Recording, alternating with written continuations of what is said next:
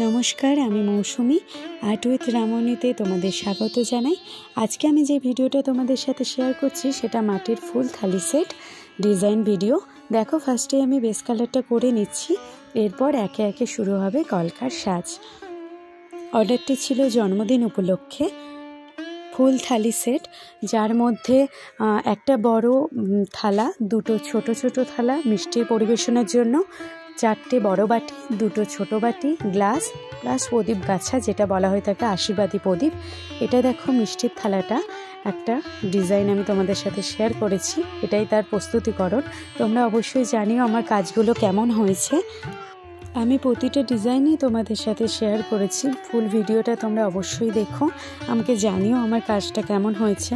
তোমাদের প্রতিটা কমেন্ট আমাকে খুব উৎসাহিত করে কাজের জন্য।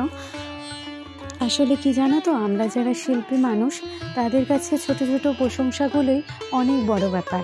তোমরা একটা ছোট্ট কমেন্ট করবে, সেই কমেন্টটা দেখে আমার কাজের উৎসাহটা আরও বেড়ে যাবে। শুধু আমার নয়, আমার মতন যারা যারা শিল্পী বন্ধু আছে, যারা নিজের সব বাধা বিপত্তি কাটিয়ে নিজের ভালোবাসার কাজের প্রতি লক্ষ্যে স্থির থেকে এগিয়ে যাচ্ছে, তারা এটা রিলেট করতে পারবে আমি যেটা বলছি।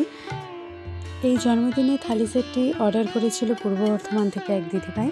তো সেই দিদিভাইয়ের একটাই রিকোয়ারমেন্ট ছিল যে মৌসুমি, তুমি বেস কালারটা ব্রাউন রেখো, ডিজাইনটা তোমার মনের মতনই করো। তো আমার খুব ভালো লেগেছে এরকম কথা শুনে। একজন শিল্পীকে যখন পূর্ণ স্বাধীনতা দিয়ে কাজ করানো হয়, সেই কাজটা অনেক ভালো হয়ে যায়। তো আমার কথাটা শুনে খুব ভালো লেগেছিলো, তাই আমি যতটা পেরেছি চেষ্টা করেছি কাজটা করা। তোমরা অবশ্যই জানিও আমার কাজটা কেমন হয়েছে। ভালো থেকো সকলে।